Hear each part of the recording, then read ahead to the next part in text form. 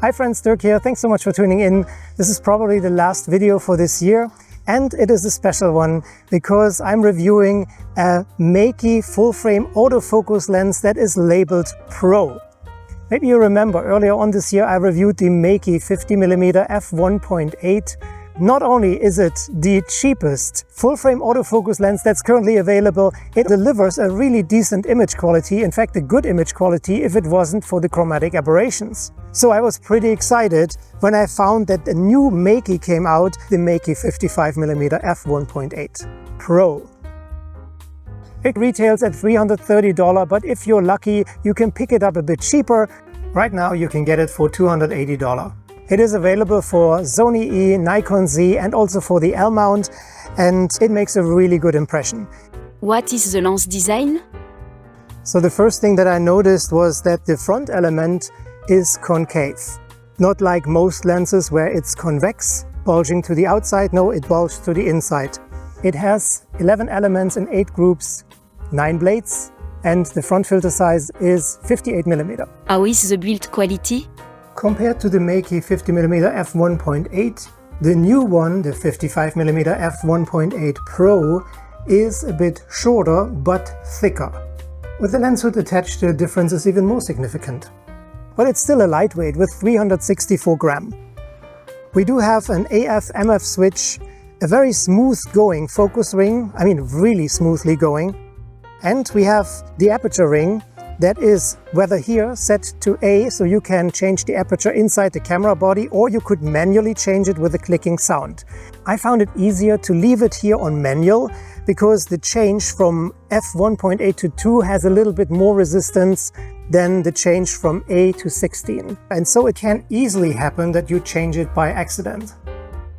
Overall, good build quality. What I also like is that we have a rubber gasket in the back to protect it from dust and dirt coming in, and also that we have a USB-C port where we can directly update the firmware. So it comes with a lens hood that is made of plastic. Now, of course, I couldn't wait to find out how the image quality is, and I had really high hopes. Since 55mm is perfect for street photography or portraits, I drove to Fort Myers, downtown Fort Myers, to take a couple of pictures. Is it really sharp? I tested the lens in advance in the studio, and I knew that already wide open at f1.8 we have a really good center sharpness. That is actually better than the previous model, the 50mm at f1.8. We have some barrel distortions, but they're minimal. And also the vignetting is very low. Already at f2.8 it's gone. Normally my preference for street photography would not be f1.8 because I know that with every f-stop you gain in sharpness and contrast until you go beyond f11 or f16. Still, I wanted to test this lens at its fastest aperture, so that's why I took all the pictures at f1.8. When I looked at home at those pictures, I was really amazed by the sharpness, the colors, the contrast, and the overall image quality. That was much better than I expected. And don't forget, this is wide open. You may remember that the 50mm f1.8 had severe issues with chromatic aberrations, so I couldn't wait to find out how this lens would perform. Yes, we still have a couple of CAs, but I'm super excited to tell you that they have been greatly reduced.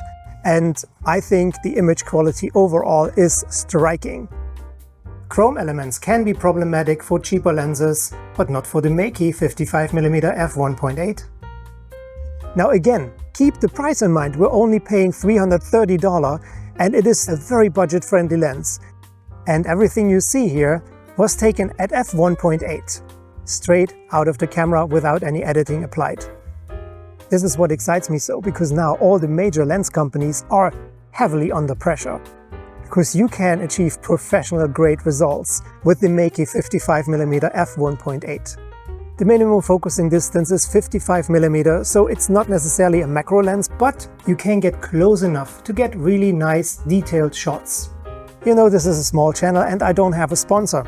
So if you're in the market to buy cameras or lenses and you would use the affiliate links in the description of my videos below, that would certainly help me to make some money back and to purchase more gear to review here on my channel. Now, talking about big investments, I bought this t-shirt extra for this video. I hope you appreciate this.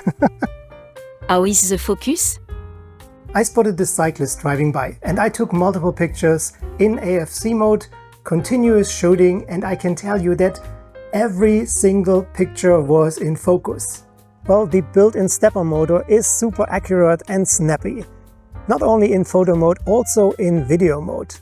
It is quiet but not completely silent. Here's an example.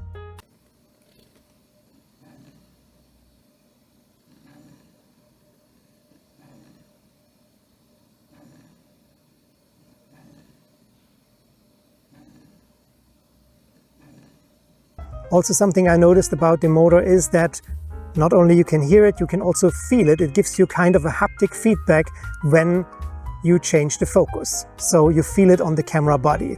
It's nothing severe or nothing major, and it doesn't affect the image quality at all. What about the bokeh? So here I'm at the Miami airport. I'm standing on the transportation belt while filming, so that's why it's a little bit shaking, but you can see what a gorgeous bokeh this lens creates. It is really a film look that we can accomplish with the 55mm f1.8. So the background separation is outstanding. And you can also see how fast and snappy the autofocus is.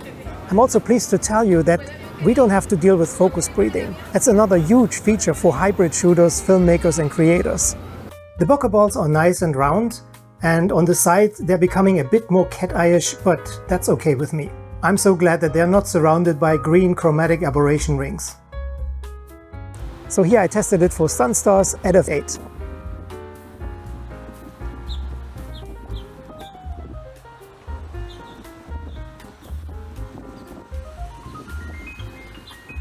Of course, I also wanted to know if we have to deal with longitudinal aberrations at f1.8, f2.8 and f4.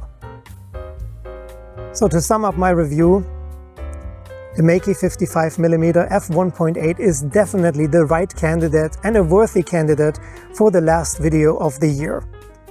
I'm happy that I have it and I will keep it, that's for sure, because it is amazing.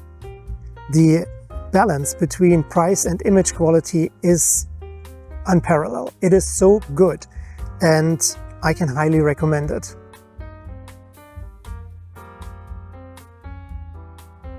And finally, I want to thank you. The only reason why I'm doing this is because of you. So thank you for being here. Thank you for visiting my channel, for watching my videos, for writing me comments, for engaging with me. It means so much to me. Thanks for being here. I wish you all a happy and healthy and peaceful 2025 from the bottom of my heart. I hope you visit me soon again. Stay safe, stay tuned, and take care. Bye for now.